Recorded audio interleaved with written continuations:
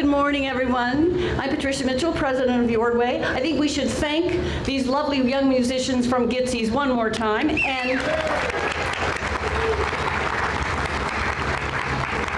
for the history books, they are Joshua Pratt Thatcher, Anika Fredrickson, Bridget Jensen, Oscar Deeth, and Wesley Breaker.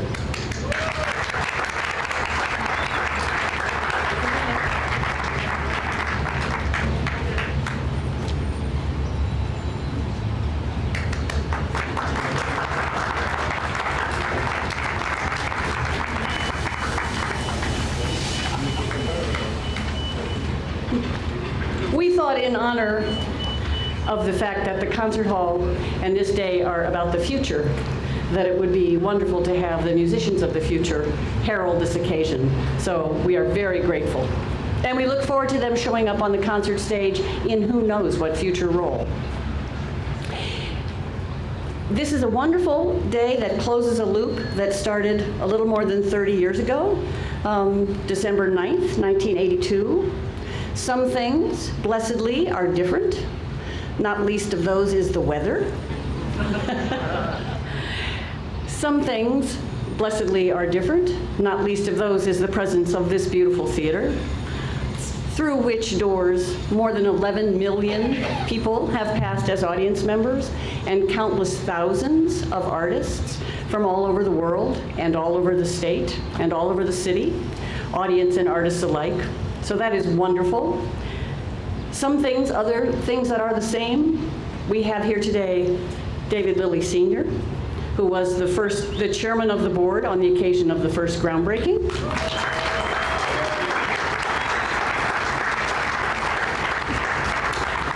We have Dick Slade, who was one of the early leaders of the Ordway.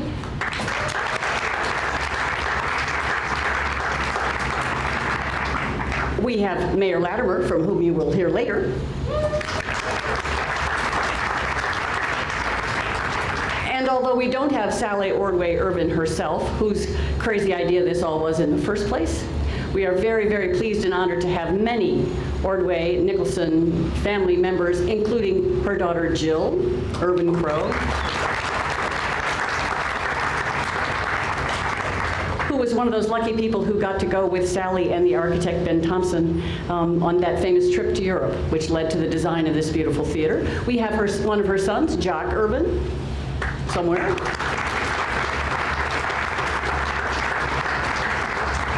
Her nephew John Ordway and his family, Nancy and Dick Nicholson. The Ordway family support from the very beginning has been huge, and we salute really a 30-year history of that support. Thank you.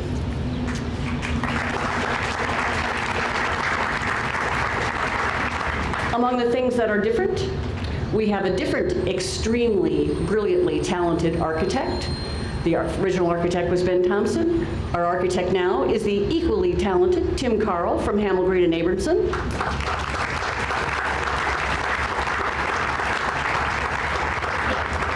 Among the things that have not changed are our general contractor, McGough, who delivered this sand for this groundbreaking just like they delivered the sand for the first groundbreaking 30 years ago.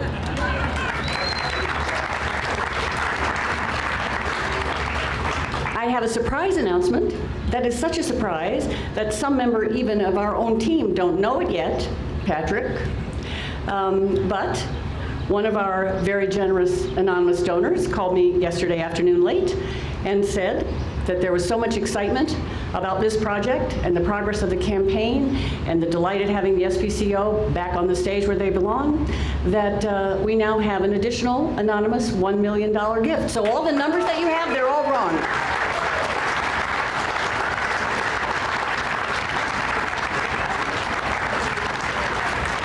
This wouldn't be possible without the Arts Partnership. And I don't know if many of you read the Star Tribune article this morning. There was a wonderful quote from the consultant who guided the Arts Partners through endless hours of meetings, studies, feasibility analyses, and other delights, Stephen Bronfenbrenner.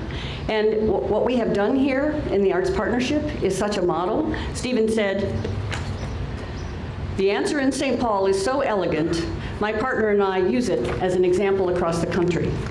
So once again, the Twin Cities triumph across the country.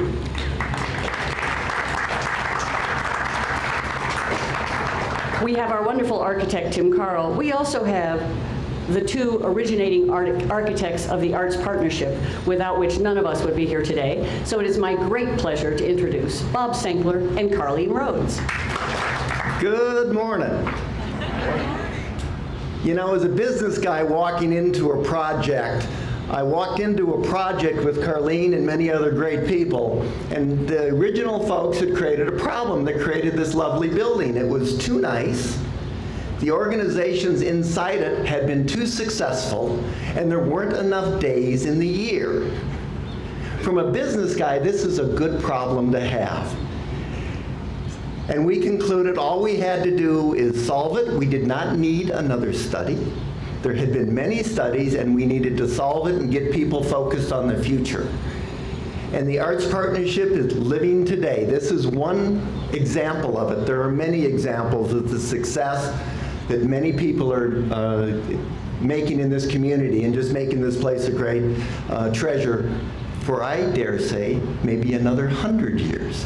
It is indeed built to last. So I just want to thank the original people that came 31 years ago and made this treasure. And I'd like to thank all of you that will make it a success for many generations to come. Thank you very much. Well, I want to thank Bob for hanging in, because when we first met in the summer of '03, he said, Carleen, if we don't help solve this issue by December, we have failed. 2.5 years later, I said, you didn't say which December. I'm just going to share with you that this was a privilege to be part. You know, we get a lot of credit, but we just did some very simple things. And so I think there's some lessons learned that you could all apply to any situation. If you ever have people not getting along, get them to a table and have them find something in common, some common ground, some values they share, and they will then have small successes. Celebrate those, and they are going to lead to much bigger successes. It was just a thrilling process. I think one of the things that Bob and I did from the beginning was back off and let the people most impacted by the decisions do the real work. We just kept them at the table and probably implied certain kind of leverage, sort of subtly, about how we might help if there ever was a solution on the table. So it was our privilege to do this. I was honored to get to know Bob through this process, as well as all the leaders of these fine organizations. So thank you, and isn't this a great day? I'm Lucy Jones, and I'm the executive chair of the campaign committee for the Arts Partnership. It is so wonderful to have many, many friends gathered here to celebrate this just momentous occasion. The Arts Partnership truly is, as Patricia mentioned, a model. And I have been fortunate to be the president of the Schubert Club over the past 2 years, and I have been able to see just how well this collaboration is working. It's truly, truly a solution for everybody. The fundraising is an example of the collaborative effort. All 4 of the partnerships have helped raise money for the new, in a way, improved, whatever, concert hall. And also, what is very important is the endowment, which the 4 partners are working on, because the endowment makes performing in the Ordway affordable. So that is really great. What I'm delighted to say that as of yesterday, we have reached, I want to get this right, the 65 million mark of the campaign. So that's wonderful. And what we've noticed is the momentum is really picking up because, well, for one thing, everybody sees what's going on here, and the word is spreading about how important the partnership is and what a wonderful home the Ordway is. So with the momentum picking up, we expect to reach our final burst of success, which will be 79 million, and our goal is to do that within a year. So that is doable. So I want to thank all of the donors, and it's just terrific that so many people have participated. And now I want to say that we have had exceptional support from the state legislature. It is my honor to introduce two of our legislators who represent St. Paul extremely well. I'd like to welcome Representative Alice Hausman and Senator Richard Cohen. It is always a relief to be on the upside of having sought state funding. All of those challenges early on as we told the story and as many of you came to the state legislature to tell the story, to be able to celebrate completion and the start of the project is a time to celebrate. We're here, I think, to make it clear that though this Performing Arts Center is in St. Paul, it is in fact a state asset, and that's why the state has partnered. It's Minnesota's Performing Arts Center.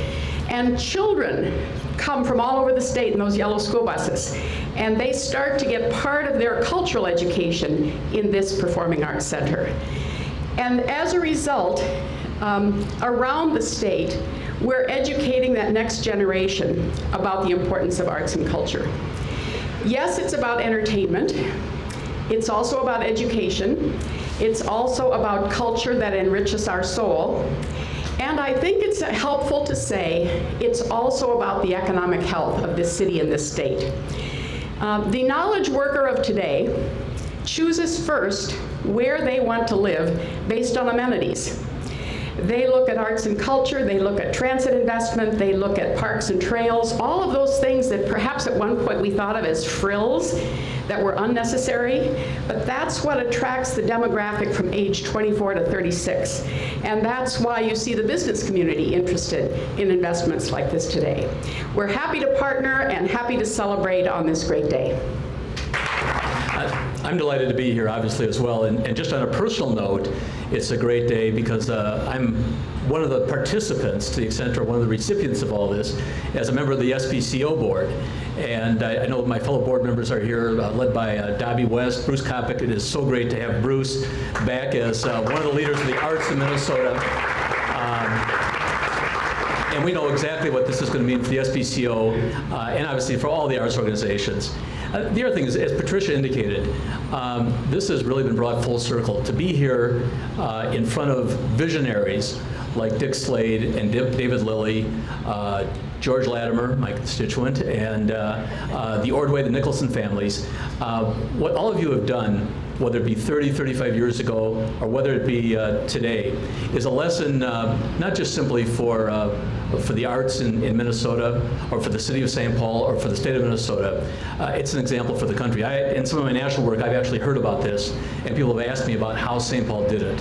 And I think it's a tribute to all of you. The collaborative aspect of this is tremendous. As Alice indicated, this is not simply a great day for St. Paul. It's not simply a great day for the arts in Minnesota. It's a great day for all of Minnesota, all of Minnesotans, and I think it's an example for the entire country of how to succeed as both the arts and a community in a collaborative way. Thank you for everything everybody here has done. As I came up today, the great young musicians were playing what is officially known as the Liberty Bell March. We all know it as Monty Python theme, right? And I was reminded, somebody once described an intellectual as somebody who could listen to the William Tell Overture without thinking of the Lone Ranger. I fail on that account, and I also fail on thinking of anything other than a gigantic foot coming down and squashing us all as I hear the Liberty Bell March. But that would be unfortunate if a giant foot descended from the clouds and squished us here today, although it would certainly make the construction of the new facility a little bit easier if we could actually ease that transition. But we break ground today on a project that is not unimportant in the city of St. Paul. As a matter of fact, it is as important as anything that we have done throughout these last several years. My theme for 2013 and 2014 is pardon the inconvenience, we're remodeling. So whether it's light rail or whether it's the Penfield or the depot or this project here, St. Paul is changing in a way that I think will position it so well for the future, for many, many years to come. But it isn't something that happens by accident. It isn't by something that happens by benign neglect. It is intentional, it is purposeful, and it takes every one of us that is gathered here today to make that happen. Everyone that has come before us, everyone that has worked to make St. Paul the community that it is. You know, when I looked at the picture of the original groundbreaking from December of 82, December of 82. Cold day, I'm happier that we picked a little bit warmer day than that. But I saw David Lilly, and I saw Dick Slade, and I saw Sally, and I saw Frank Marzatelli, and I saw George Latimer. And just as all of those individuals made this project happen, and made it possible that a city like St. Paul didn't suffer like so many of the other cities across this country, the urban decline that we saw, that made the renaissance that we're seeing today possible because they had the vision, they had the passion, and they had the commitment. But that group has given way to new leaders like Carleen and like Bob that fought so hard to create the Arts Partnership. It has given way to great leadership at the state legislature like Dick and Alice that have fought so hard for our community. And for all of you that have contributed with your dollars, with your time. I'm looking at Dobby West, who looks so much happier since the resolution of the St. Paul Chamber Orchestra, and I think of the amount of time and the effort that he put into it, as well as the musicians who worked so hard to come to a resolution. And aren't we so happy that as we break ground on this new hall, we will have that first-class orchestra that will be playing here for many, many years to come.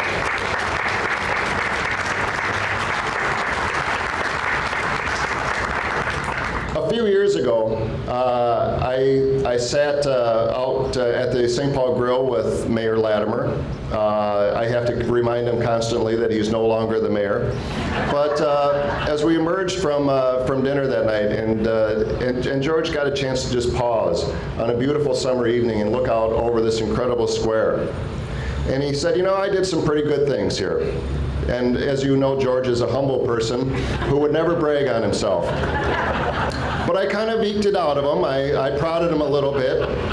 And he pointed behind him at the St. Paul Hotel and he said, you know, that hotel was closed and we got it back open.